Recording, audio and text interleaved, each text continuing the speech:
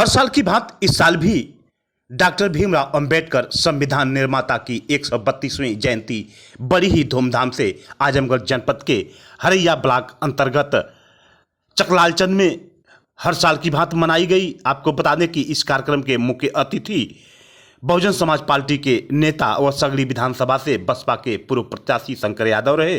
तो इस कार्यक्रम का संचालन बौद्धाचार्य राम वृक्ष गौतम रहे। आपको बता दें कि इस कार्यक्रम की शुरुआत सर्वप्रथम डॉक्टर भीमराव अंबेडकर की प्रतिमा पर माल्यार्पण करने के बाद फीता काटकर मुख्य अतिथि माननीय शंकर यादव द्वारा किया गया। तो इस मौके पर मुन्ना राम, रमेश गौतम, जयप्रकाश, संजय कुमार के साथ साथ ओम प्रकाश, एकमी देवी, रमावती देवी, सुगिया देवी, महात्म यादव, विजय यादव, शंकर यादव, श्री त्रिलोकी यादव के साथ साथ भारी संख्या में क्षेत्र के लोग मौजूद रहे और डॉक्टर भीमराव अंबेडकर के जीवन पर प्रकाश डाले।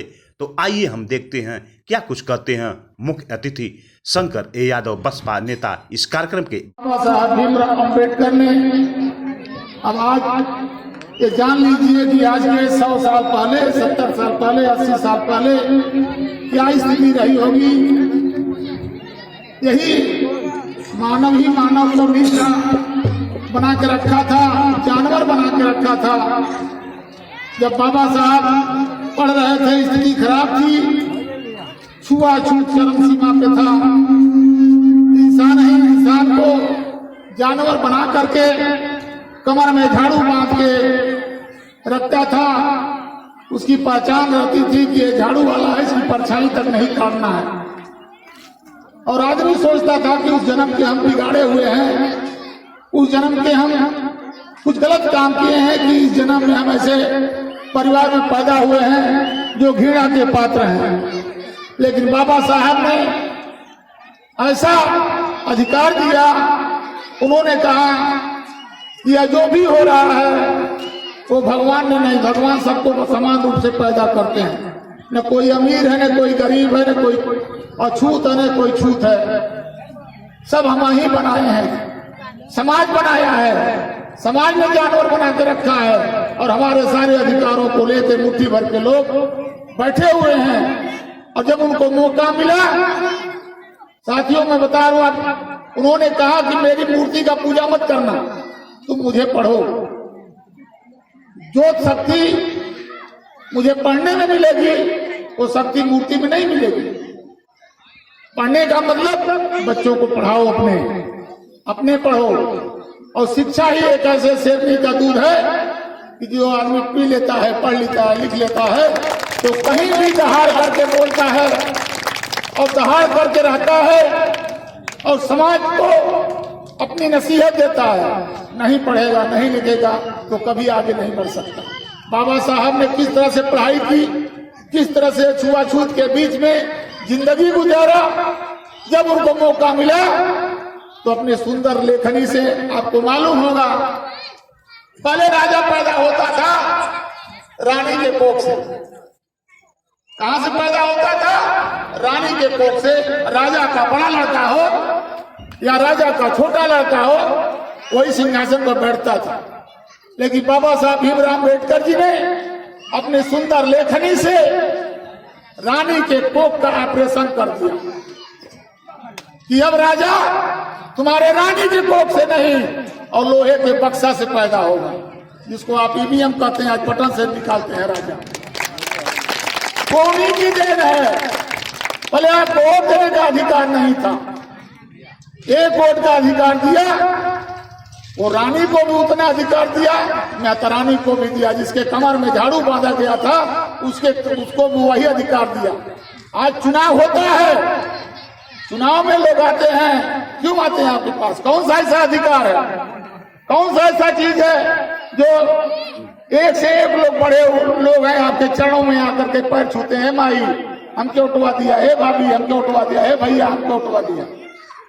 वो वही अधिकार उन्होंने दिया जिस अधिकार के लेने के लिए एक से एक सरमाएदार आपके चरणों में चरण लेते हैं क्योंकि उन्होंने कहा कि अब राजा रानी के कोख से नहीं होगा, गरीब का भी बेटा राजा बनेगा, जिसको आप चाहिए बना लीजिए। अमीर का भी बेटा बनेगा, गरीब का भी बेटा बनेगा, मजदूर का भी बेटा बनेगा। उन्होंने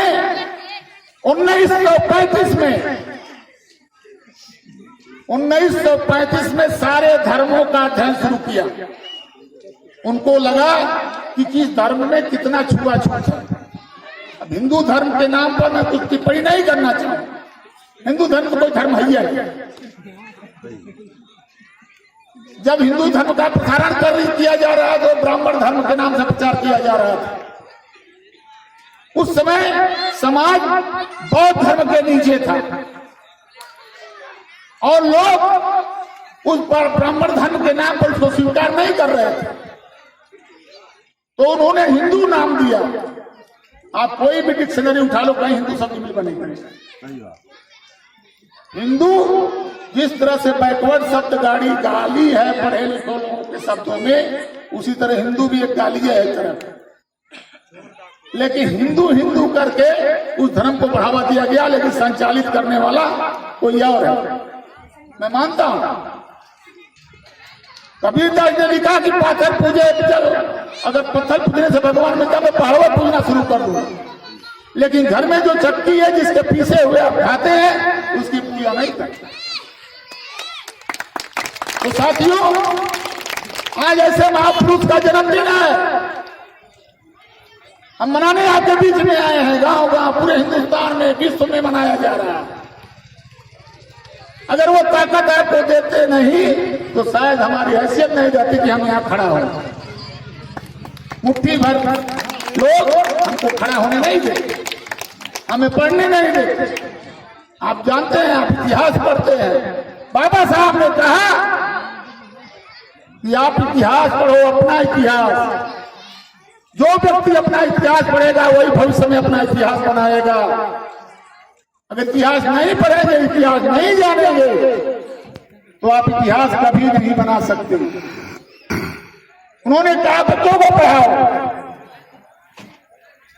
उन्होंने धर्म का परखा 1935 में शुरू किया। हिंदू धर्म के बारे में, सिख धर्म के बारे में, ईसाई धर्म के बारे में, माने धरती पर जितना धर्म है सबका उन्होंने अध्ययन किया।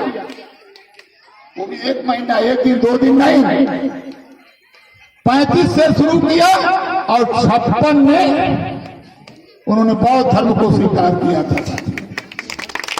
अब 35 से 56 जोड़ लो कितना साल उन्होंने अध्ययन किया था। सभी धर्मों में कहीं न कहीं कोई न कोई कोष था,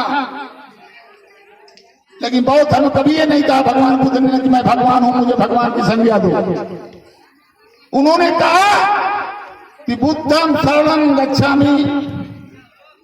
बुद्धम माने बुद्ध की शरण में जाओ, शिक्षा की शरण में जाओ, और जिस दिन शिक्षित हो जाओगे तुम्हारे किसी अधिकार को कोई छीन नहीं पाएगा, इतनी ताकत है उसमें।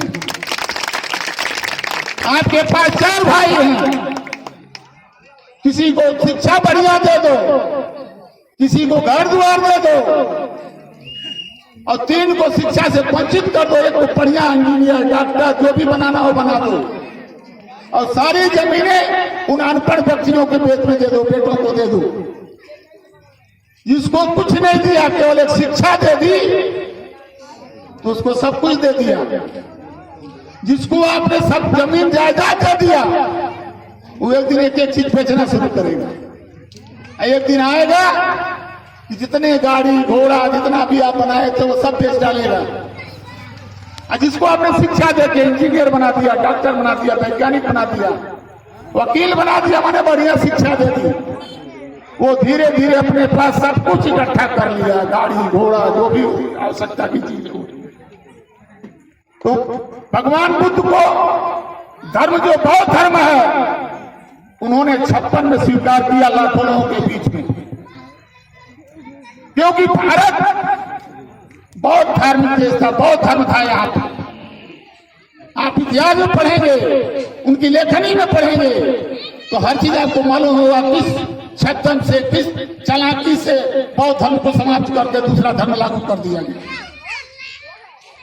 और यहाँ हमारा ही आपका राज रहा है, यहाँ मूल निवासी जो है उनका राज रहा है।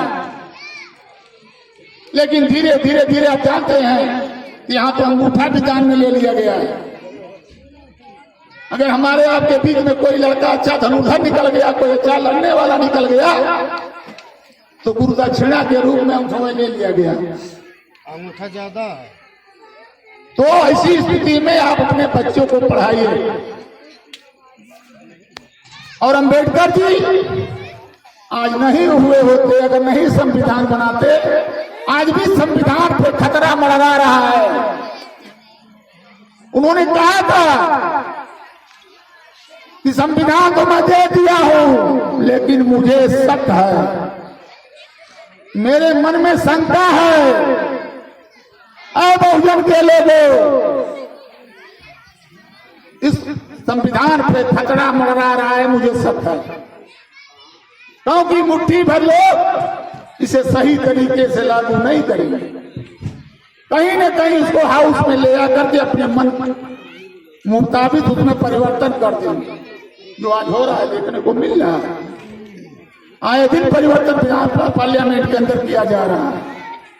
लेकिन आप अगर चेतेंगे नहीं, आप अगर जगेंगे नहीं, तो आज भारत का संविधान जो आज हमें इस मंच पे बोलने का अधिकार देता है, जो हमें सीना तान के चलने का अधिकार देता है, जो हर बूढ़ी माँ बाप को सम्मान से जीने का अधिकार देता है, वो खतरे में है।